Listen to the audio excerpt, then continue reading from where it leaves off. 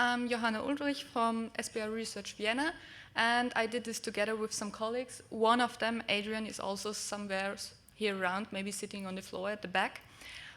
What we rather did in this paper was, everybody knows that, or history of computing is a long history of underestimation, so 640 kilobyte, two-digit years, and all the such underestimation led to serious conflicts, and we had now the problem that 32-bit addresses are going to be too short, and for that reason, already about 16 years ago, a new version of the protocol has been introduced. However, it wasn't just a change on the network layer, although one might expect that. A lot of protocols are heavily tied to IP, and so just replacing IP also means replacing a lot of other stuff. So IPv6 security is quite well investigated, but the problem is that the community investigating is quite distributed. So there's on one side academia, which publishes paper. Then there are blogs on the internet from practitioners, and further there are RFCs claiming or reporting about issues, or these issues are at the security section. However, it is quite a lot of work to go through all this, and further, you even find one attack in a little bit different flavors at various sources. So it's not that easy to get a good overview, and that's what we want to overcome with our paper. So we systemize the attacks and the countermeasures which are by now available, and this also should help research here to identify what are the challenges remaining, because that's also, I would say, a problem, because it's not easy to get the overview. So first, that's quite easy, that's the new header format, but I want to introduce the most novelties. First of all, the addresses are going to be longer, 128-bit, and the header format has been simplified. A lot of optional things which are not necessary in every packet are removed to extension headers which follow that one, and so it has a fixed size of 40 byte. So another important change is that fragmentation is limited to endnodes. So there's no fragmentation on routers on the way. And I have another one, but yeah, and we have no broadcast addresses, but that's not that important for today. Another kind of revolution that was thought that would be included with IPv6 was that IPsec would be mandatory. However, this has been changed. The initial thought was with IPsec becoming mandatory that this tackles all security problems, but however, that was it didn't turn out the way it should be. So what we did in this paper is we collected all the different sources which somehow included attacks, and described them with a common language for security incidents by Howard and Longstaff, which has, for some reason, the same age as IPv6, so maybe that's a hint. We have 6 attributes which kind of define what is done to whom, so the object and the target, what is the unauthorized result, and the origin means where can this, or where does this issue arise from. So it can be the design of the protocol, then it's clear that standardization has to do something to come over it. It can be in the implementation, so that some operating system don't fulfill the specification as they should be, or it can be a configuration issue. The last thing is that we have modification, which defines whether it is a modification, interruption, or interception of service. While the common language we refer to just handles vulnerabilities, we also use the same kind of for countermeasures, but removed a lot of attributes. So we have just the action to an object, and the activity level means whether it's a reactive or passive solution. And then we fitted in all those descriptions. And I want to give you an example. So in the paper, there are a lot of tables, and we also had big issues to put the tables on the paper, so it would be even more an issue to put them on the slide. But the most of you know, for example, ARP spoofing. There's an overworked version in it in IPv6. It's basically the same attack. Somebody sends to a request for a link label address a spoofed packet, and we define it by the action is spoofing, the object is the router advertisement, the unauthorized result, is the neighbor advertisement, and the result is the wrongly resolved address.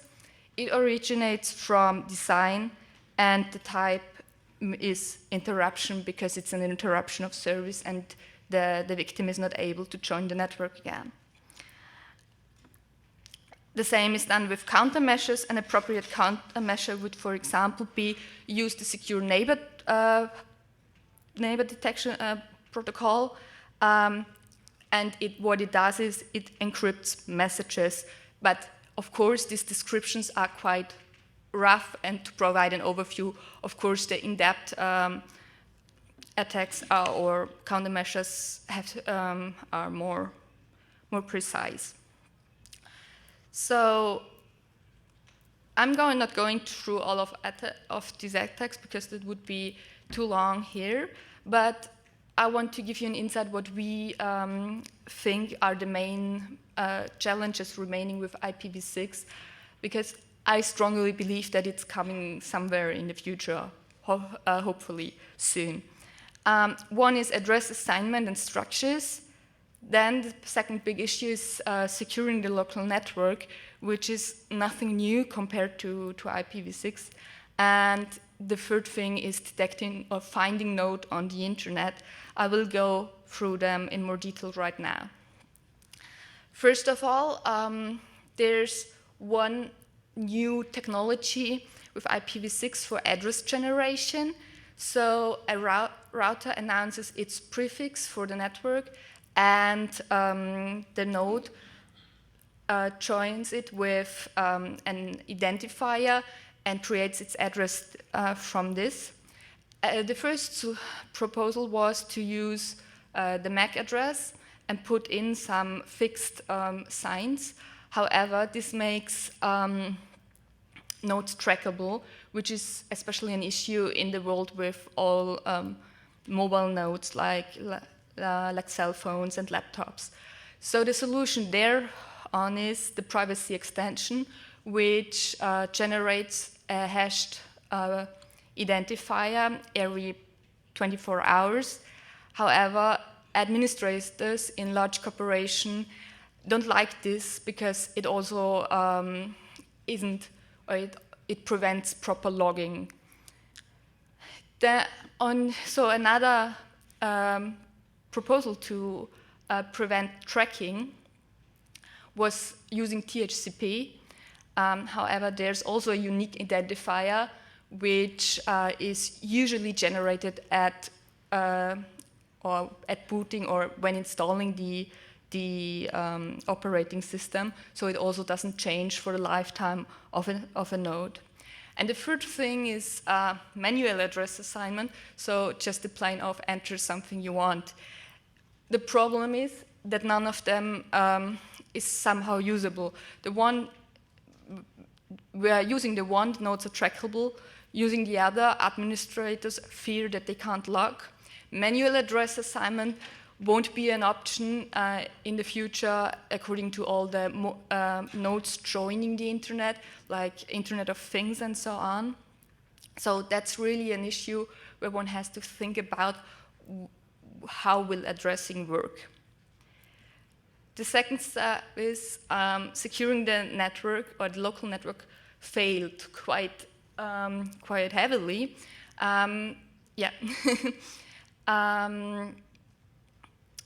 There are bootstrapping problems because for IPsec you need a key exchange. For that you need a proper working network.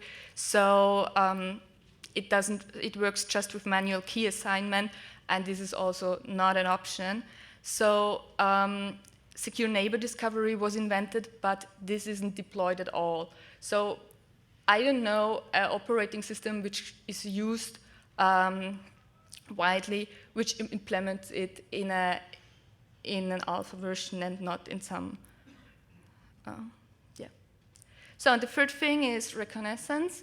The vast address space makes brute forcing quite impossible, because even with scanning rates of SatMap, which people are here around, it would last longer than the life of the sun, so we won't see the results anyway.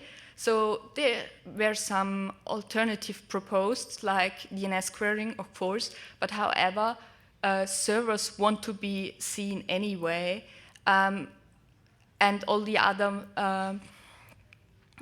possibilities will also, on the long run, be prohibited. So active probing will still be the promising. However, address selection may use pattern of addresses. So I'm coming to the conclusion. This talk shouldn't fear you from using IPv6, because it's, in my opinion, not less secure than IPv4, but unfortunately it's also not more secure. So that's basically the outline. The attacks one has to think about is mainly securing the local network. One can use the techniques one uses already with the previous version.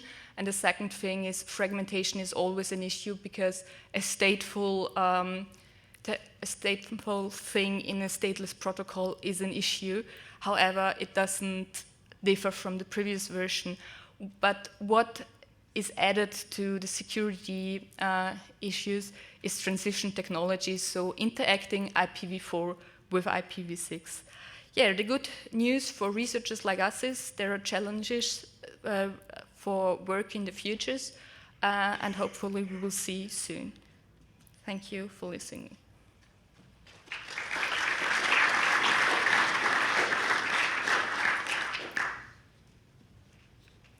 Any questions for Johanna? I do have one question. So, how does IPv6 address multicast security? How do you mean multicast? So, what prevents any node from subscribing to a multicast group in IPv6? Basically, nothing. Nothing. Yeah. That's encouraging. Yeah. So you shouldn't hope that there are some sophisticated security technologies in there that we don't already know from its previous version. So it's just the more addresses which we are interested in, but I think the US and Europe aren't really the promoters of the change, because we have enough addresses, because our development of the internet was a lot sooner when there were still a lot of addresses. Anybody else?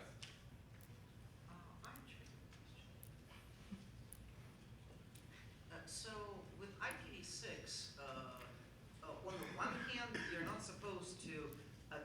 neighbors on the LAN, right? You're only supposed to talk to the router, right? Because your LAN may be all across the world, for all you know. On the other hand, you still have the same issues with neighbor discovery and discovery of the router. Yeah. So what is your projection? Are we going to have new kinds of ARP neighbor discovery issues, or? At the moment, I don't think so. I think it will remain as it is, just with a new version of the protocol. So, yeah, unfortunately.